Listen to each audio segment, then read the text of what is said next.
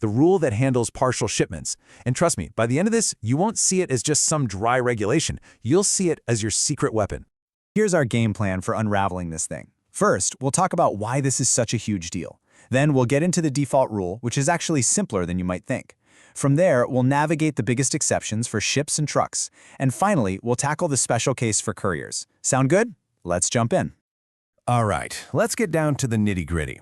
So, what exactly are we talking about here? I mean, on the surface, it sounds simple, right? You send part of the order now and the rest later.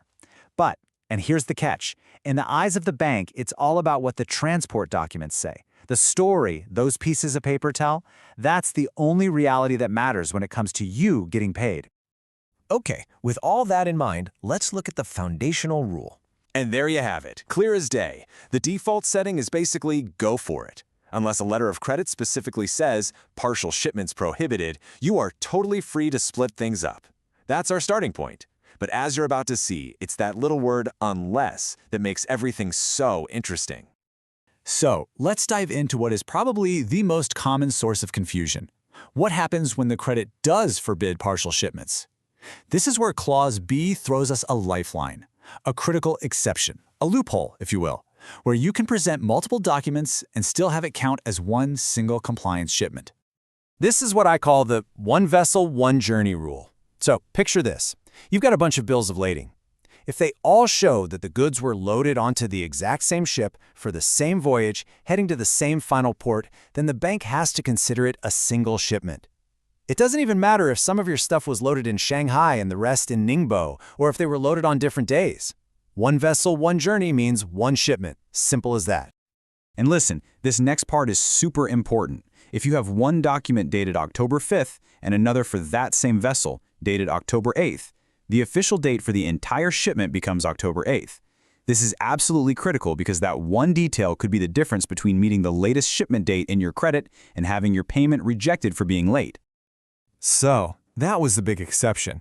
Now let's look at the flip side. What is definitely, without a doubt, considered a partial shipment? This is where the rule becomes completely black and white. There's zero room for interpretation.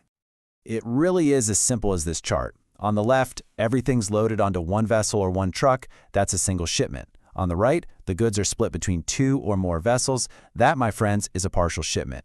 Period. It doesn't matter if two ships leave from the same port on the same day for the same destination. The second you bring another vessel into the picture, boom, you've officially crossed the line. This right here is the single most important takeaway from this entire article. If your documents show some of your goods are on the vessel Everest and the rest are on the vessel Fuji, it is a partial shipment. No exceptions. End of story. Full stop. This is the brightest of bright line rules you're going to find. Okay, but what about all the smaller stuff? You know, the kind of things you send by courier or by post. You might get a different receipt for every single box you send. Well, Article 31 thought of that, and it gives us a special rule for bundling all those together into one shipment. Here it is, the 4-point checklist for courier shipments. To be seen as a single shipment, all your receipts have to be from the same courier. Let's say it's DHL. They all have to be processed at the same DHL office on the exact same date, and of course, they all have to be going to the same final address. You've got to hit all 4 of these. Miss just one, even by a little bit, and guess what? It's considered a partial shipment. So let's just boil this all down into a quick cheat sheet. Remember this, default setting, partial shipments are totally fine. The big exception, the one vessel rule. If it's all on one ship for one journey, you're good. The clear line in the sand, the multi-vessel rule. More than one ship, and it is a partial shipment. And for couriers, you've got that tight 4-part test.